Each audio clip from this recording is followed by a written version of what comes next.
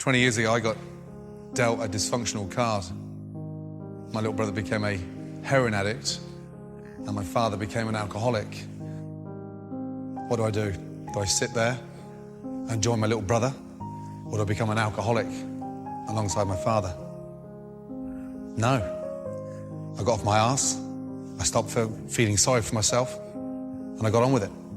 Put my head down, learnt a craft, and that's the journey I'm hoping that we're going to go on.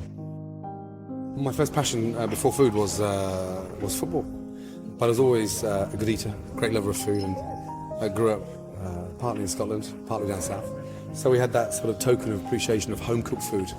Then I was very lucky to get on a foundation course, spending the last year in my school at a foundation course, studying maths, English 2.5 days a week, and then learning to cook for 2.5 days a week, and it was a sort of new experiment. Now we had trouble with buying my first set of whites and chef knives, and we depended on the Banbury round table to come up with something like £85–90 that Mum and Dad didn't have to get my first set of whites. So I still remember that day now, and how ecstatic and happy I was when I got given my first set of whites, my knives, and all of a sudden I wanted to go on that mission.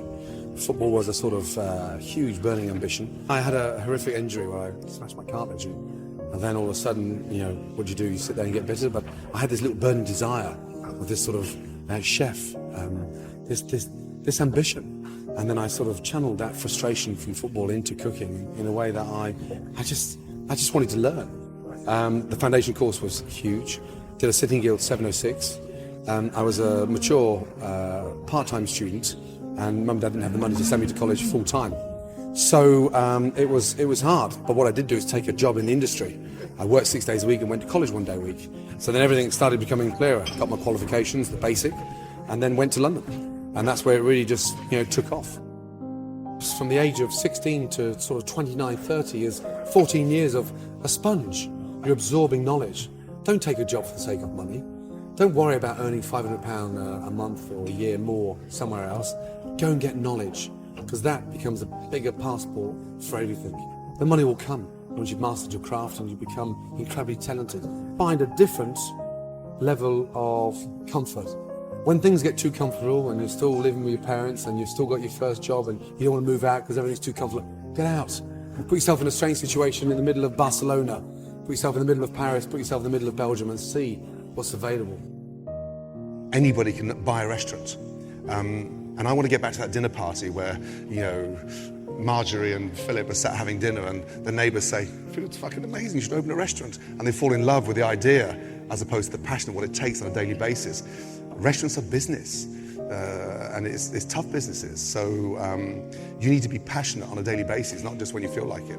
So Kitchen Nightmares was the sort of first big insight to, I suppose, refixing and repositioning businesses. Businesses get lazy, and I think like a viewer, customers vote with their feet, like a viewer votes with their control. And so if it's not good enough, they're going to switch or walk.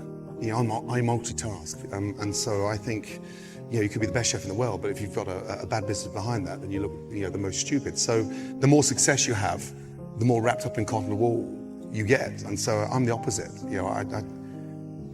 I need to be at that coalface. I need to be, where the heartbeat is, and I need to be in that level of trepidation. And I also need to be under pressure. I think pressure's healthy. And unfortunately, you start getting judged by individuals who know less about food than you do. And so everybody's a critic. So you get thick-skinned, and you learn to take those blows. Is it significant, damaging to the business? If you're doing it wrong, yes, it is. If you're not, then you have to accept that and just move on. So, it's important to stay on top and not ignore those issues if they're fundamental and it's consistent with 6 or 7 customers saying the same thing, or 6 or 7 viewers complaining about the same issue on that program, then you move quickly. All I say to my kids, I started at the age of 5, sat them down, look at me. The earlier you tell me, the more I can help. They look at me like I'm some weirdo, and all of a sudden they get it. 15 years of age, Megan, our eldest daughter, came up and said, "Dad, I really understand what you said to me 5 years ago. The earlier you share it, the more I can do." And it's exactly with those young kids today. What's the solution? How do we get out of this? And let's turn that negative into something positive, and you're going to have some fun with it. So, yes, it's hard. not crushing their dreams, because to be a success is not about just winning. So you're not a failure if you get into the top 10, and it's giving them that kind of confidence that you got into the top 20, top 15, top 10, top 5, you are bloody good. Remember that. And get hungry, find that passion in life, because once that light bulb, flickers and you find out that's what you want to do, that's your calling, it's an amazing journey.